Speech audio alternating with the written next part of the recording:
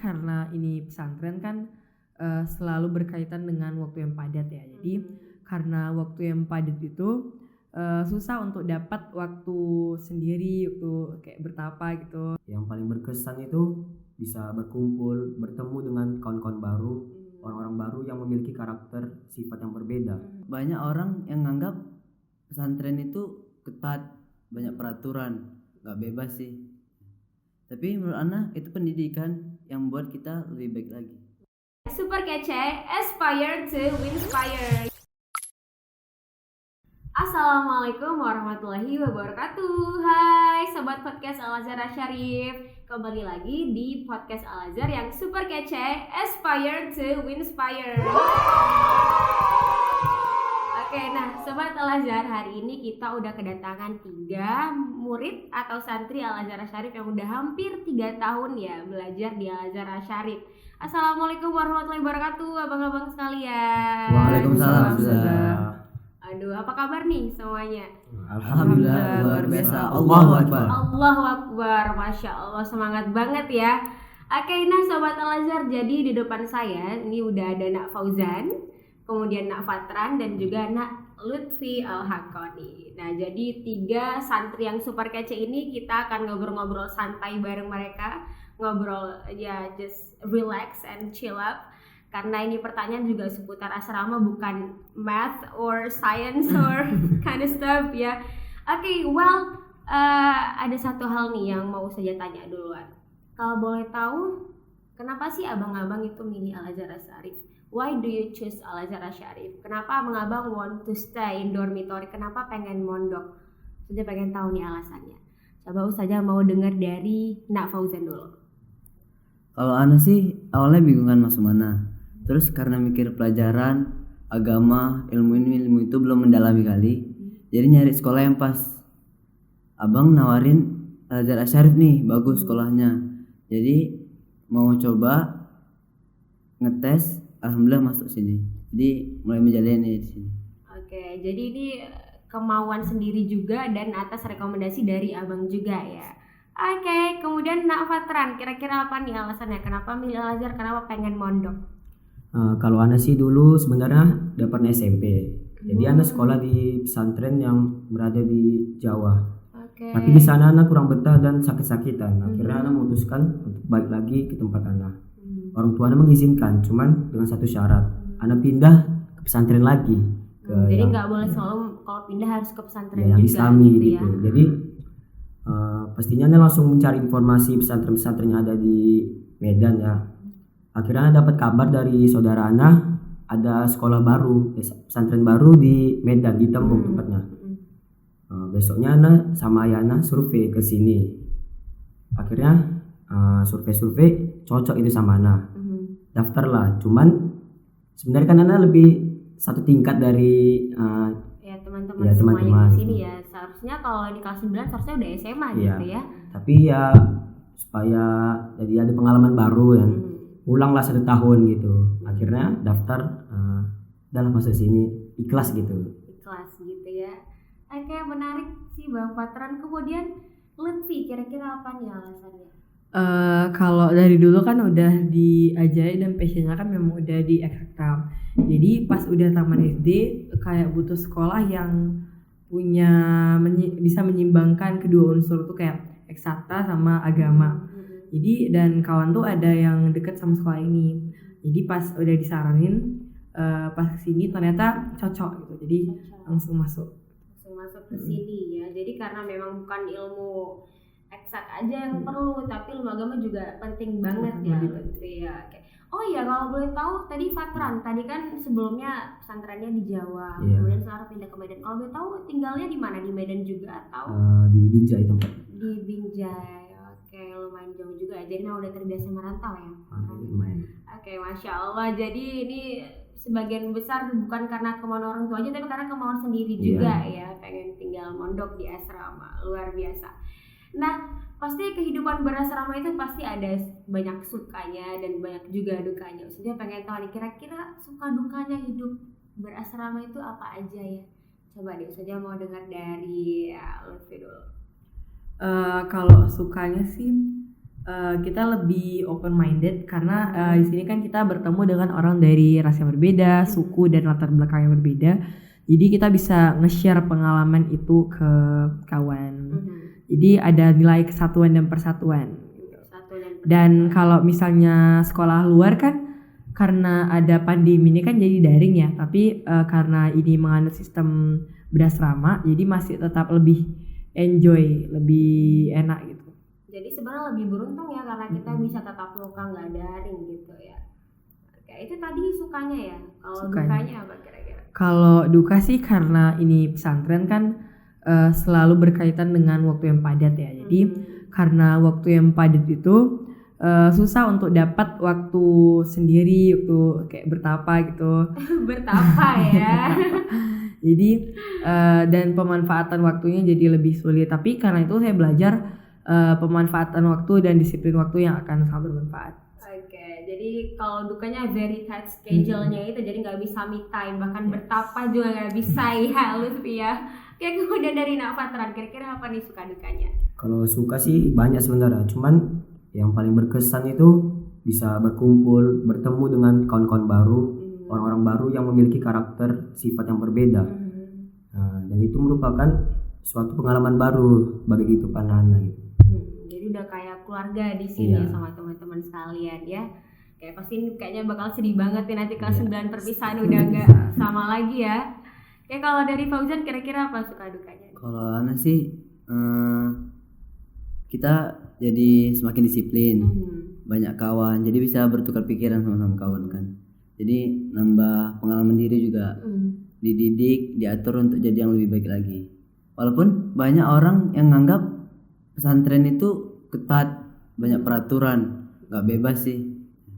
Tapi menurut Ana itu pendidikan yang membuat kita lebih baik lagi. Lebih baik lagi ya, karena memang kalau di asrama apalagi nih yang semenjak COVID kan nggak bisa pulang, kita nggak bebas pulang. Pulangnya harus pas libur semester, terus juga jumpa orang tua nggak bisa, jumpanya cuma dari pagar aja, nggak bisa meluk, nggak bisa nyalam. Jadi kayak gimana lebih berat ya yang sejak masa pandemi ini gitu.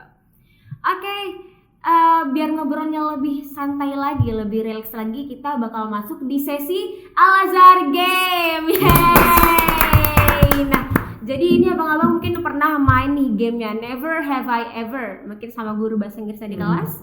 Pernah atau nggak pernah? Jadi kalau nanti pernah, abang-abang cukup tunjukin nanti di iPad-nya ever. Kalau nggak pernah nanti tunjukin dari iPad-nya never gitu ya. Oke, udah nggak sabar nih saja mau ngasih pertanyaannya.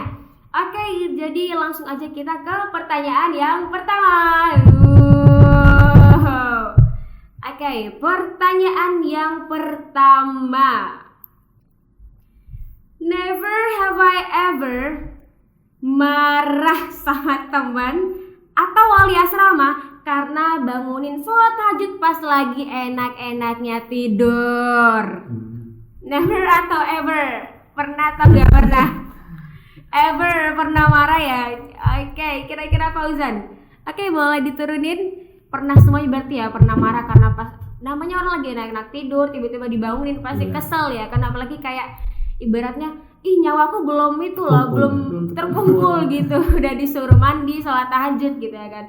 Kira-kira Fauzan marahnya sama siapa nih, kan tadi sama teman atau wali asrama? Marahnya sama teman atau wali asrama? Sama teman sih. Teman? Iya kan. Really? Bangunnya maksa gitu. Oh, banguninnya maksa gitu, bangun gitu kan. Oke, kalau itu yang Patran, marahnya sama teman atau wali asramanya? Soalnya aku salah kan kayak cuma nge-shouting out, kayak cuma teriak gitu, baru tuh udah lanjut ke kamar sebelah. Tapi kalau misalnya kawan tuh bener-bener dipres, ditarik-tarik. Iya ya, ditarik-tarik. Pernah nggak disiram air sama temannya? Pernah juga ya, dipercik-percik karena Sama saking bangun gitu tidur ya. kayak kayu. Iya, but you must thank him. Ya. Kalian harus berterima kasih karena dia untuk bangunin kalian juga kan. Itu kira-kira banguninnya bergantian atau gimana? Lutfi pernah juga nggak bangunin temannya? Ya kalau misalnya lagi mood terus bangun duluan, kayak langsung turn on the lamp, terus langsung ngebangunin Baru bangunin, tarik-tarik bangun gitu. goyang-goyangin Goyang-goyangin kasurnya Iya. gitu ya. Oke. Pertanyaan kedua. Never have I ever dapat punishment karena telat ke masjid. Oke, ever never. Oke, Fauzan nih kayaknya anak-anak baik ya, nggak pernah telat ke masjid. Ini beneran nggak pernah sama sekali dari kelas 7 sampai kelas 9 nggak pernah. Seriously. Ya gini sudah. Jadi terlambat 1 menit nih. Tapi ada tambahan waktu, jadi nggak telat. Oh, jadi dapat bonus waktu, jadi nggak dihitung terlambat ya, tapi hampir pernah dapat hukuman karena terlambat ke masjid ya. Kalau Fatran Pernah. atau sering? Pernah sih, nggak terlalu sering. Nggak terlalu sering. Pakai gitu ya. Oke, kalau Lutfi? Ya kalau seringnya tuh di pas bangun pagi tadi sih, Pas tahajud. bangun Jadi pagi ya. sering Agak kalau berat nggak gitu ya? bangun tidur lagi, tahajudnya mandinya kelamaan. Iya, kelamaan. Tapi pernah nggak udah dibangunin bangun terus tidur lagi? Pernah. Pernah juga ya. Mungkin karena itu juga ya kali terlambat ya. Oke. Pertanyaan selanjutnya. Never have I ever nangis di asrama karena rindu sama orang tua. Never. Oke, Fauzan selalu beda ya. Oke, boleh diturunin. Fauzan, pernah nih sedih nangis karena rindu orang tua. Kira-kira itu rindunya kapan? Waktu pertama-tama masuk pesantren kah, atau sampai sekarang masih sering nangis juga? Waktu pertama masuk pesantren sudah. Seminggu Seminggu pertama ketika pertama sholat ya. tuh sedih bayangin orang tua gitu. Sedih ya. Oke, udah jauh dari orang tua baru terasa ya. Oh iya, mamaku, papaku gitu ya. Rindu pengen pulang gitu. Kalau Fatran mau seriously, you don't miss your mom and dad? Nangis sih nggak pernah, cuman kalau rindu Kayak ngebayangin wajar aja, sih, pernah. because since kayak dari rumah itu memang udah orang tua tuh memang sering sibuk, jadi go out and I'm alone in home. Yeah, but do you like to be alone? Yeah, sometimes in my Sometimes time. ya. Suka banget ya bertapa ya Lutfi ya. Kayaknya hobinya bertapa nih Lutfi. Oke, jadi kalau nangis enggak sih, cuman rindu Ya, gitu ya. rindu. Pastilah rindu. Itu kan rindu, itu sedih, rindu itu karena bentuk kasih sayang kita sama orang tua. Tapi nggak apa-apa, karena laki-laki bukan berarti nggak boleh nangis. Iya. Apa kata Ahmad Dhani? Coba nyanyiin lagunya Fauzan.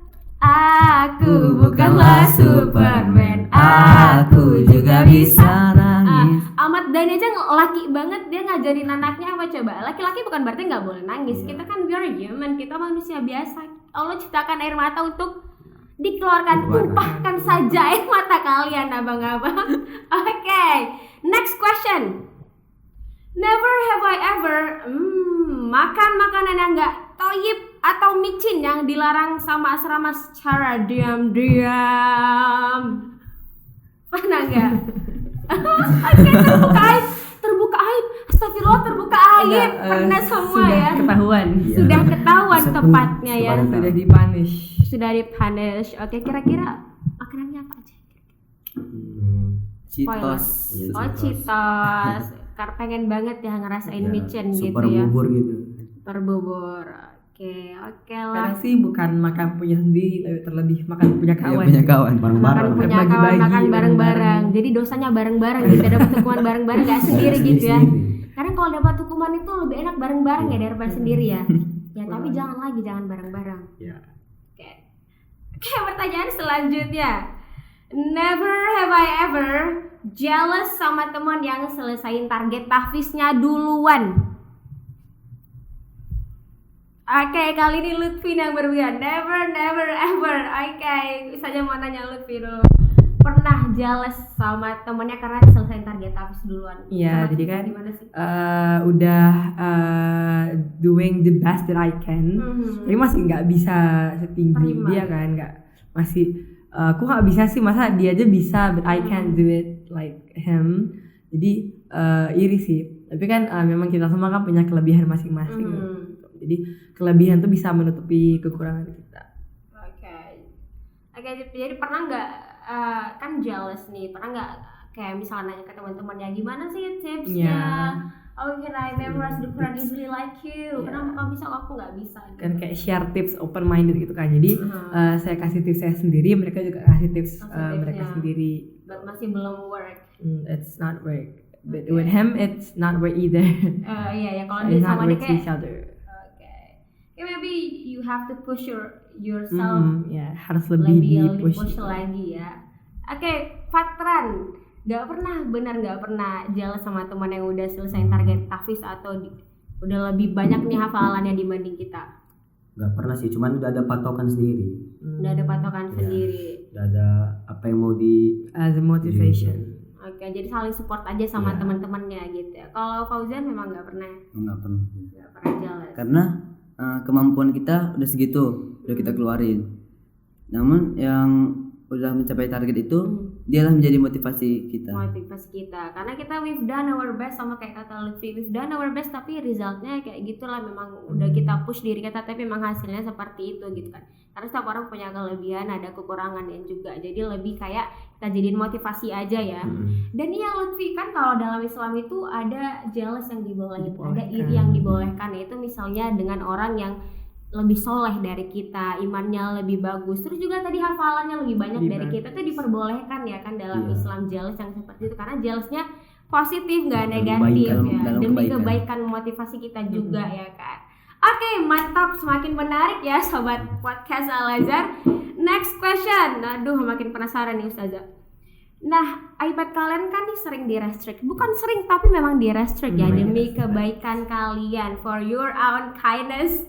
But tapi pernah nggak kira-kira, never have I ever, pernah nggak kalian itu cari-cari cara gimana sih biar supaya bisa ngebobol security-nya iPad kalian?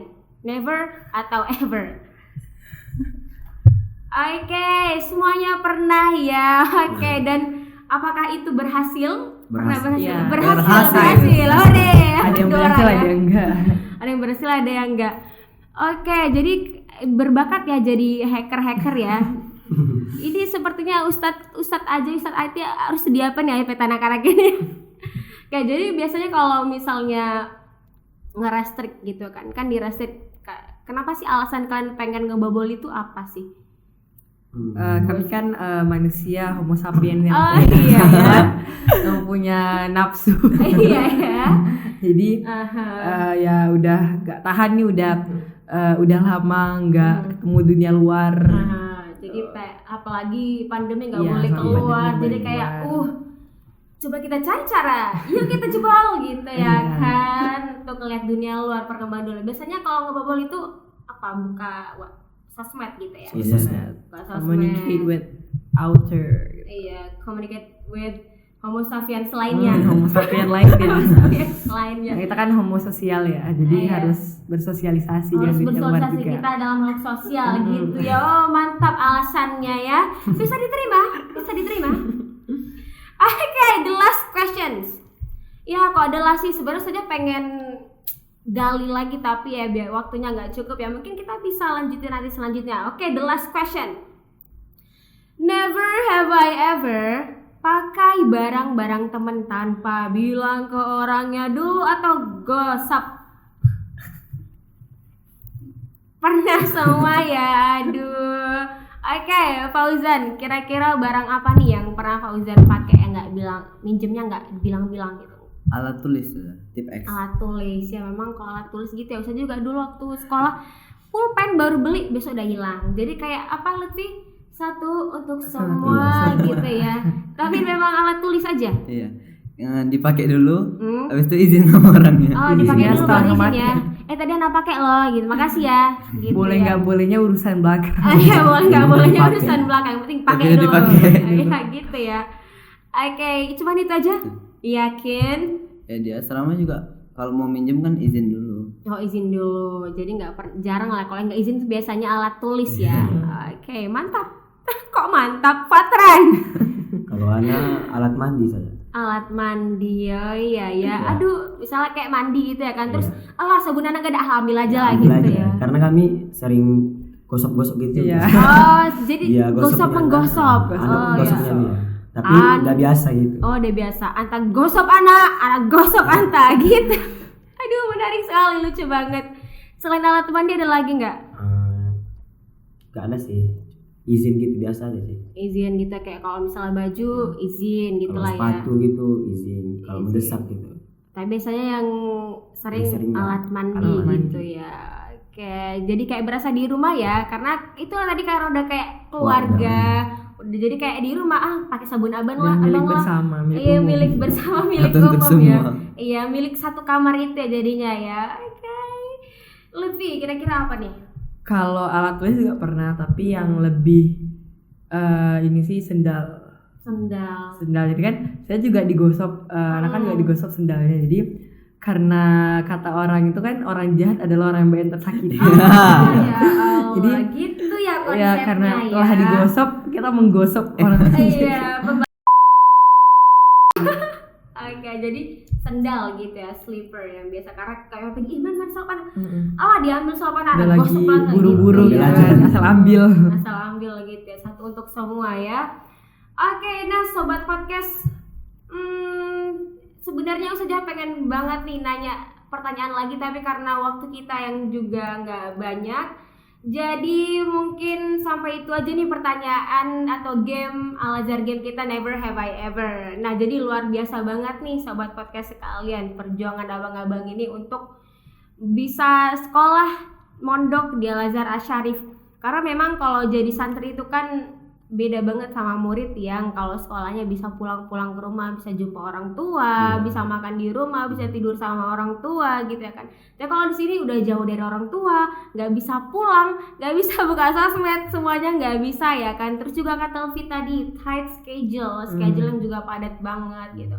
Tapi percayalah abang-abang, di balik jadwal kalian yang padat, terus juga harus bangun tahajud jam 4 pagi, tidur jam setengah 10 gitu ya kan, kayak kurang tidur, tapi itu semua demi your own kindness, demi masa depan kalian gitu ya kan. Semoga Allah meridhoi setiap kebaikan ya, kebaikan dan juga ini jihad kita di bidang pendidikan untuk kita, untuk diri kita, untuk juga orang tua kita, masa depan kita ya kan. Oke, Ustazah doakan sama abang-abang yang ada di sini, juga abang-abang yang lainnya dan siswa-siswi lainnya supaya bisa sukses dunia akhirat. Amin, amin, amin ya rabbal alamin. Oke, terima kasih, thank you so much abang-abang sekalian udah mau luangin waktunya untuk ngobrol-ngobrol santai di podcast Al-Azhar Asy-Syarif. Oke, sampai ketemu di podcast selanjutnya. Keep aspire to inspire. Assalamualaikum warahmatullahi wabarakatuh. Bye.